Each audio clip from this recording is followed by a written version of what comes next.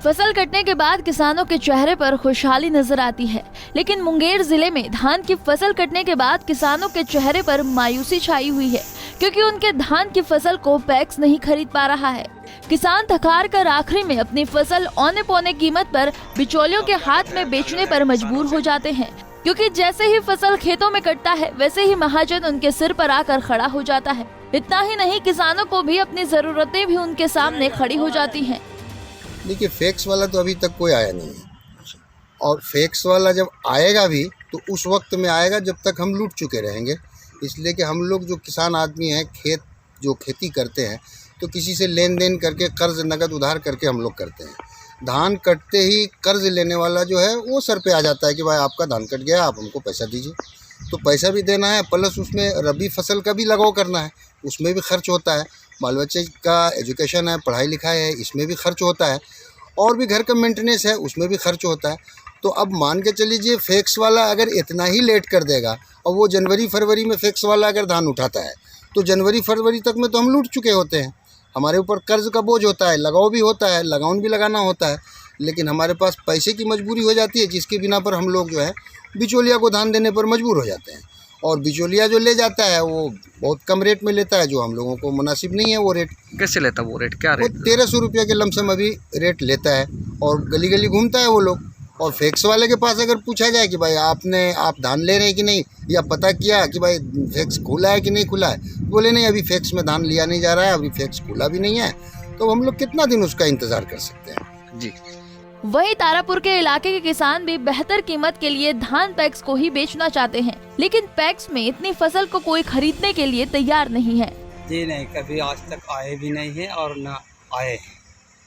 क्या फैक्स वाले जब हमको भेटे मुलाकात नहीं है फैक्स वाले से, कुछ नहीं, कभी वो फैक्स वाला आई नहीं है यहाँ, या भेंट हुआ दे रहे हैं? नहीं जी नहीं। फैक्स बोले कि धान अभी बिक्री नहीं है, अभी फैक्स बंद है। लेने कौन आया? तो धान आया, ये व्यापारी लोग आए, व्यापारी लोग आके लेके गए। कैसे कुंटल लेके गए? 1300 रुपया। अगर पैक्स को देते तो फिर कितना मिलता आपको? मिलता तो 1900 रुपया मिलता, लेकिन मजबूरी है मेरे साथ। क्या मजबूरी है आपकी? मजबूरी यही है कि अभी हमको पैसा का दरकार था। हाँ। तो हम इसको मतलब कि दे दिए, बिचौलिया वाले जो आते हैं व्यापारी, हम उनको दे दिए, क्योंकि पैसा हमको ज़रूरी है। हाँ। पैसे का इलाज कराना है, बच्चे का पढ़ाना लिखाना है, और यही सब जो है तो लाना था। और अभी दवाई का हमको ज़रूरत था, और कभी फैक्स वाला आ ही नहीं है यहाँ के। हाँ, मतलब आकर के फैक्स वाला भेंट करे, मुलाकात करे, ये सब तो आया नहीं है फैक्स वाला।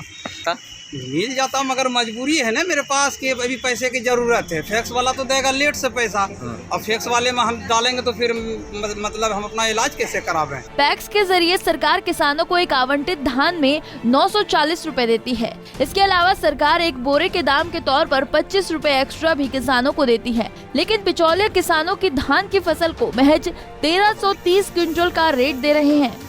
क्या लेने आए आप? कैसे कुंटल लिया धान आप? 1330। 1330। आगे कितने में बेचेंगे? आप पता नहीं, आगे भी आप कितने में बेचते हैं? वहाँ गोला में क्या दर बिकेगा ना बिकेगा कहना मुझे। फिर भी 1400।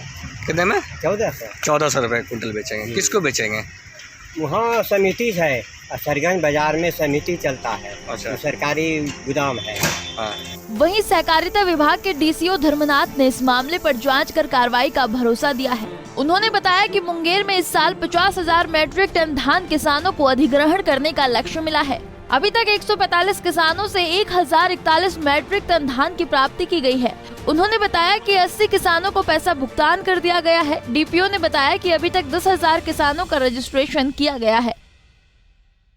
रजिस्ट्रेशन हो चुका है। फिर से बता दें सर, कितने किसानों का रजिस्ट्रेशन हुआ? लगभग 10,000। अभी निकालना पड़ेगा रिपोर्ट, लेकिन तत्काल लगभग 10,000 किसानों का रजिस्ट्रेशन हो चुका है जी।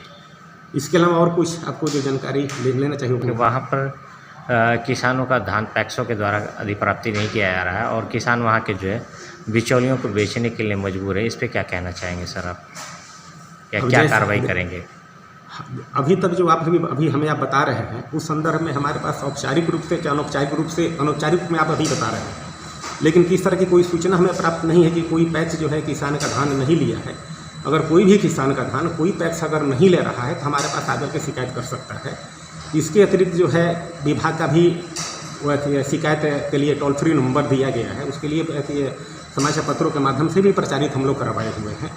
इसके अलावा जिला सहकारिता पदाधिकारी के कार्यालय में भी नियंत्रण कक्ष स्थापित किया गया है।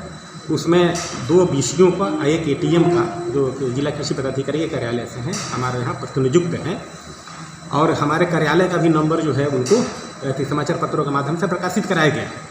वहाँ पर अपनी शिकायत दर्ज करा सकते हैं, विभाग में अपना टोल फ्री नंबर के माध्यम से शिकायत करा सकते हैं। उसके अलावा सहकारिता विभाग के डीसीओ चाहे तो जो आंकड़े दे, लेकिन जमीनी हकीकत कुछ और ही बयां कर रही है। पीड़ित किसानों की समस्या का समाधान जल्द से जल्द किया जाना चाहिए।